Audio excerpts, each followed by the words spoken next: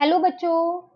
आज मैं आपको कक्षा 8वीं जिसका विषय है गणित, इसकी वर्कशीट नंबर 11 समझाऊंगी, जिसकी डेट है मेरे पास 27 अगस्त 2021। आज की वर्कशीट में हम वर्ग और वर्गमूल के बारे में जानेंगे। लास्ट वर्कशीट में भी हमने इसका थोड़ा सा टॉपिक पढ़ लिया था। ठीक है, चलिए देखते हैं। आज आपको एक बढ़िया सी कहानी यहाँ पर दी हुई है। पहले कहानी ही पढ़ लेते हैं, फिर शुरू करते हैं। लिखा है, प्रिया और रिया दो जुड़वा बहनें आपस में विद्यालय खुलने के बारे में चर्चा कर रही थी कि जब स्कूल खुलेंगे तो हम सभी 6 फुट की दूरी बनाकर प्रार्थना स्थल पर प्रार्थना करेंगे। तभी रिया ने कहा कि हमारे विद्यालय में कुल 1027 बच्चे हैं और हम सभी एक वर्ग बनकर खड़े हो जाएंगे, अर्थात एक पंक्ति में जितने बच्चे होंगे कुल उतनी ही पंक्तियां बनेंगी। कितना सुंदर लगेगा हमारा विद्यालय का मैम, कुछ इस तरह। ये ना, देखो, यहाँ पर दो बहनों की कहानी दी है, प्रिया और रिया। वो दोनों ना आपस में बात करनी थी कि जब स्कूल खुलेंगे ना तो हम सब जब जैसे जहां भी आप प्रेयर करते हो, असेंबली होती है ना आपकी, तो वहां पर वो 6-6 फीट की दूरी पे खड़े होंगे।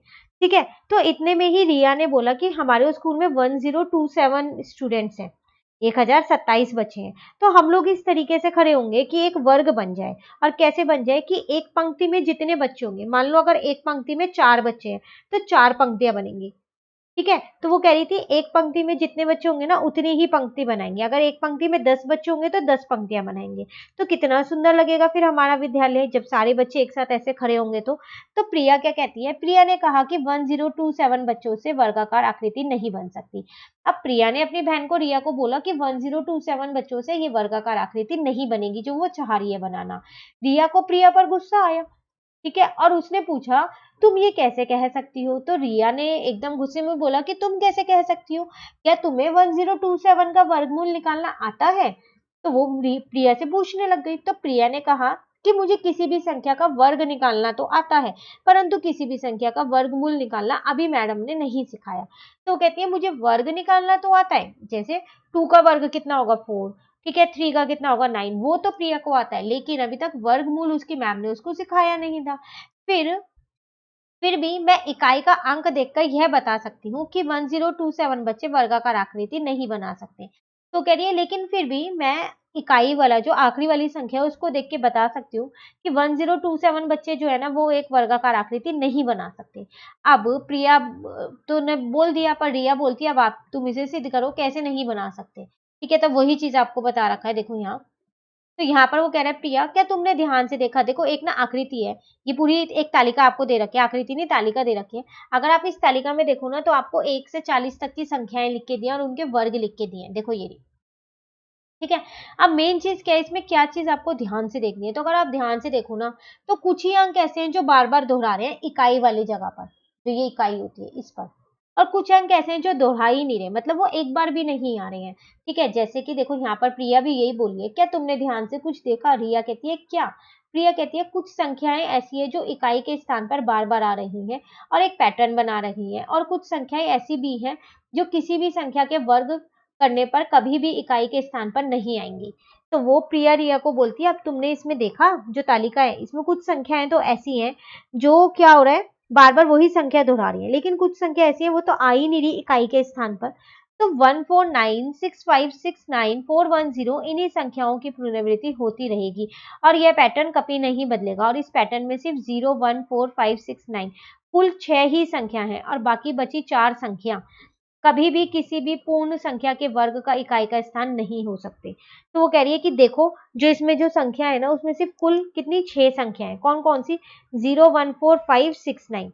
तो जब भी आप किसी का देखो, कोई भी एक संख्या देखो कि ये किसी का वर्ग हो सकता है या नहीं, वर्गमूल निकालना हो, तो आप उसकी इकाई वाली संख्या देख लो। अगर वो 01414569 में से कोई हुई तो जरूर हो सकता है, लेकिन हाँ अगर उसकी इकाई वाले स्थान पे 2378 में से कोई एक संख्या लिखी है तो वो नहीं होगा।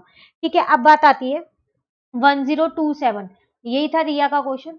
तो जिसको प्रिया ने मना कर दिया क्या था कि वर्गाकार आकृति नहीं बना पाएगी, तो देखो इस क्लास में 7 है इकाई पे, और 7 वाला नहीं हो सकता, इसलिए ये नहीं है।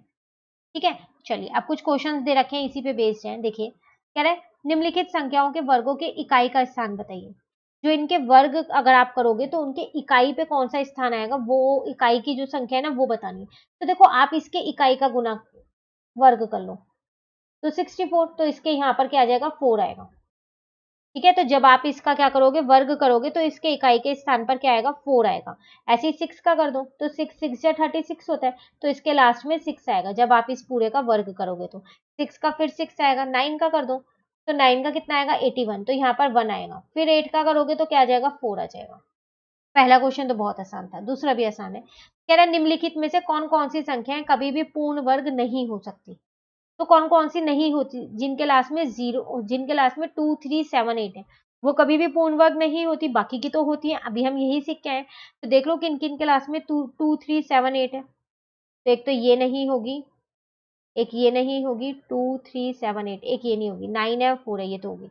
ये तीन जो है ये कभी भी क्या होगा, पूर्ण वर्ग नहीं होंगे। ठीक है। फिर कह रहा है निम्नलिखित में से कौन कौन सी संख्याओं के वर्ग या घन करने पर संख्याओं का इकाई के स्थान पर फर्क नहीं पड़ेगा। तो कह रहा है इनमें से बताओ, जो ये संख्या दे रखी है, अगर मैं इनका वर्ग करूं या फिर इनका घन करूं, तो इनके इकाई का जो स्थान है वो नहीं बदलेगा। जैसे पहले का 8 है, तो जब आप वर्ग करोगे तब भी 8 रहेगा क्या, जब आप उसका घन निकालोगे तब भी 8 रहेगा क्या, वो आपको यहाँ बताना है। तो देखो यहाँ लिखते हैं हम इसको पहले।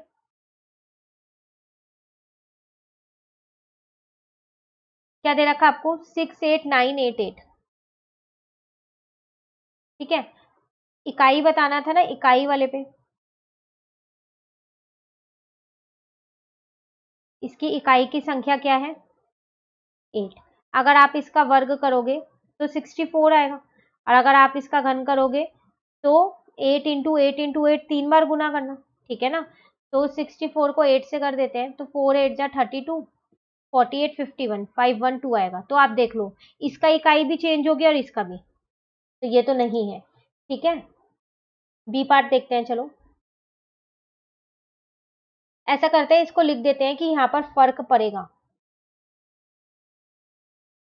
जैसे कि आपको यहाँ लिखा हुआ है ना, फर्क पड़ेगा या नहीं पड़ेगा, तो हम यहाँ लिख देते हैं कि इसमें फर्क पड़ेगा। ठीक है, चलिए बी पार्ट देखते हैं। 68535 है, तो पहले इकाई संख्या देखते हैं क्या है। तो इकाई संख्या मेरे पास 5 है। हमेशा आप पहले क्या करोगे, इकाई संख्या लिखोगे। ठीक है, उसके बाद उसका वर्ग देखो, तो 5 का वर्ग करोगे तो 25 आएगा, लास्ट में फिर 5 आ गया। और इसका घन करोगे तो 125 आएगा, 5 × 5 × 5, लास्ट में 5 है। फर्क नहीं पड़ेगा। ठीक है, चलिए सी पार्ट देखते हैं। 97611, तो इकाई संख्या देखते हैं। तो वो है 1। अगर आप इसका वर्ग करोगे तो 1 का तो 1 ही रहेगा, और इसका घन करोगे तब भी 1 ही रहेगा।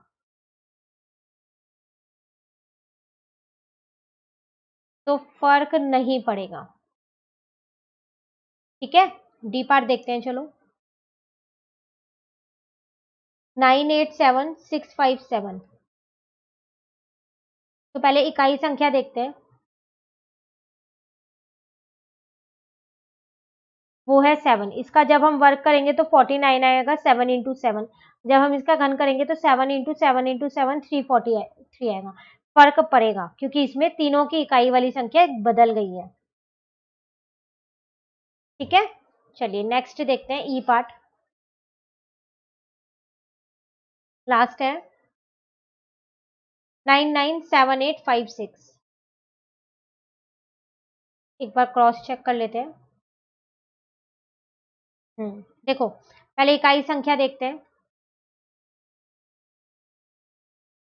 वो है 6। अगर आप इसका वर्ग करोगे तो आएगा 36, 6 × 6। अगर आप इसका घन करोगे तो 6 × 6 × 6 216 आएगा।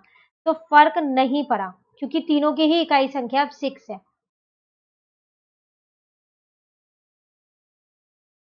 ठीक है, क्लियर।